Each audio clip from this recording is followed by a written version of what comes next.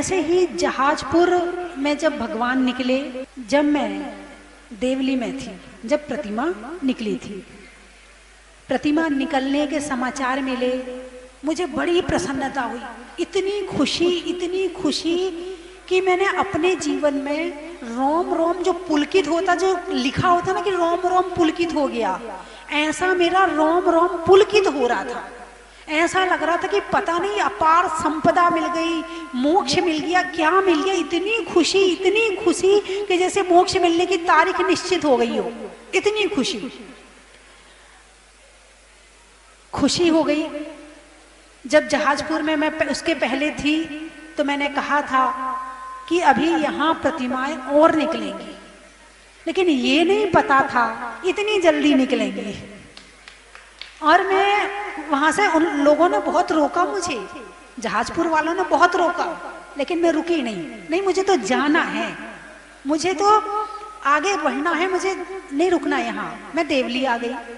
देवली में महावीर जयंती मना रहे थे। दिन कौन सा था?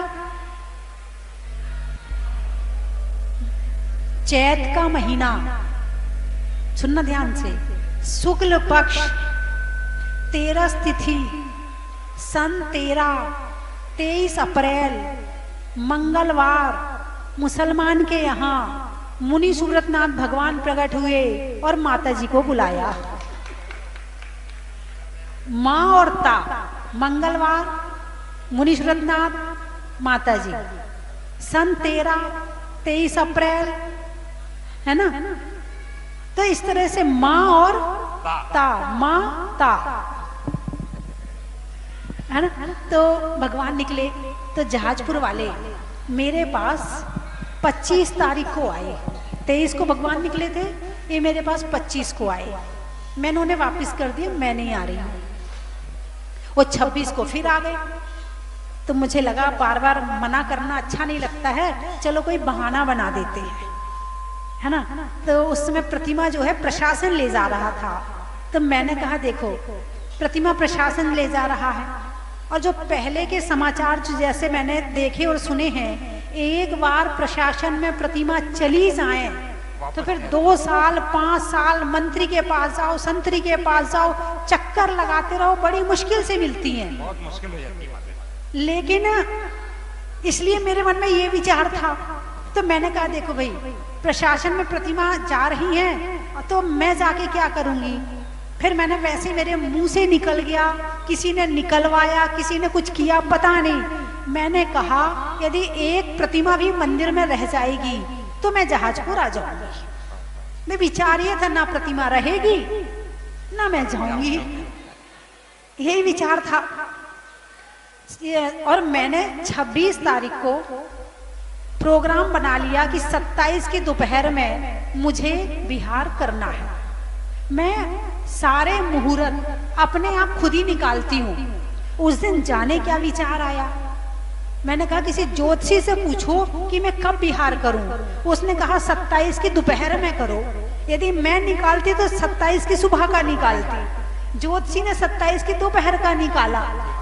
अब 27 की दोपहर में 3 बजे करीब, 4 बजे बिहार था, तो 3 बजे करीब जो है मंच पे जाके बैठ गई। बिहार करवाने वाले आ गए, है ना, और सारे जो आगे रुकना है वहां सारे स्टॉपेज, हाँ वहाँ निश्चित सफाई वफाई हो गई वहाँ की, हाँ व्यवस्था बन गई। इतने में मैंने जो शर्त रखी थी वो पूरी हो गई कि एक भगवान मंदिर में रह जाएंगे तो मैं चलूंगी। प्रशासन ने कम से कम 8-10 बार कभी किसी मजदूरों को लाए कि प्रतिमा को उठा के तहसील में ले चलो, कभी कोई ग्रुप को लेके आ जाए कि प्रतिमा को उठा के तहसील में ले चलो। सबने हाथ खड़े कर दिए, हम प्रतिमा को हाथ नहीं लगाएंगे। आखिर हार के 26 की रात को प्रतिमा को वही चैनल लगा के वही सीज कर दिया गया, और प्रतिमा जो है प्रशासन के वहां नहीं गई। कौन से भगवान? मुनि सुब्रतनाथ भगवान। अब मैं यहाँ बैठी हूँ बिहार करने के लिए। जहाजपुर वाले आए, बोले माता जी आपने कहा था एक प्रतिमा मंदिर में रह जाएगी तो आप चलोगी। अब मैं क्या करूं, इधर तो मैं बिहार करने के लिए बैठी, टोंक वालों को वचन दे दिया कि मैं बिहार कर रही हूँ, आ रही हूँ आपके यहाँ, निवाई टोंक से निवाई जाना था। तो फिर देवली वाले बोले माता जी एक बार आप जहाजपुर जाओ।